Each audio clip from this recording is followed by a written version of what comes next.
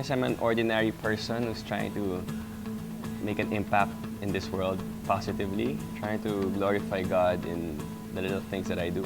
Basketball was my first sport, even as a kid.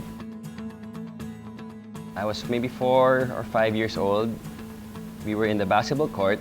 The ladies were playing volleyball.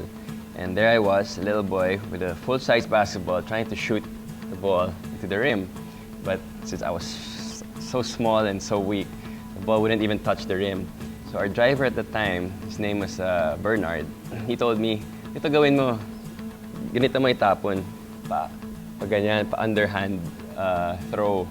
Instead of shooting it this way, which you normally do, I threw it up this way, which he told me to do, and the ball finally reached the basket and went in, and I made my first official shot in an official-sized basketball court at that age.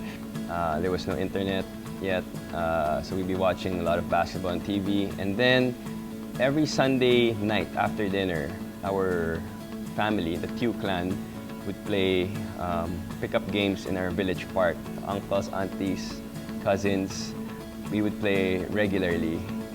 So that was like our bonding and our exercise, and that kind of got me interested in the game. One step at a time. It wasn't like easy sailing for me. When I first transitioned into college, I was a bench warmer. It took me a while to get adjusted, and then finally I improved and I was given more minutes and played a significant role in the team eventually. My dream was to play in the national team. I remember I was watching the Asian Games at the time when the Philippines was playing, and I always dreamed of donning the Philippine flag and the Philippine name in front of my jersey.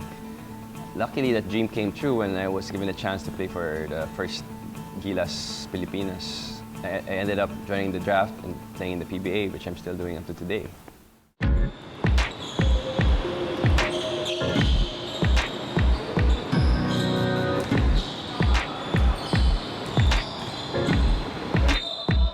So now, just finished practice.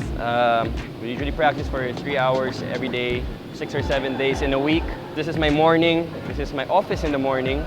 It's a good workout, good sweat, good exercise. Basketball is not easy. People think it's just physically draining, that's it. But you know, when you're tired, sometimes you don't think well, your concentration is off. I think that's one thing that I've learned to cope with over the years, to manage my energy and just use as much as I need to be able to perform at a certain level. I come from a family of businessmen, and ever since I was young, my dad would already sort of groom me to become one in the future. We'd share stories about business, things that you wouldn't really learn in the classroom.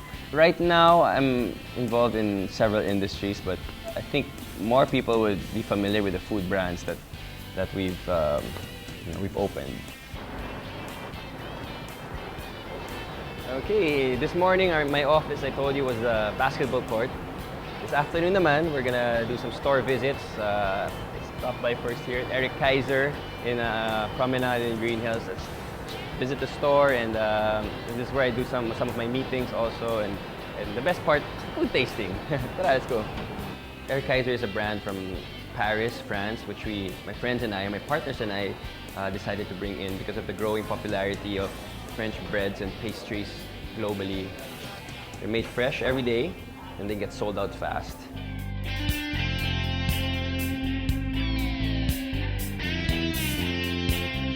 Okay, so we're here at the Happy Lemon Promenade Greenhouse branch. This is in fact the pioneer branch, the first branch that was opened in 2010.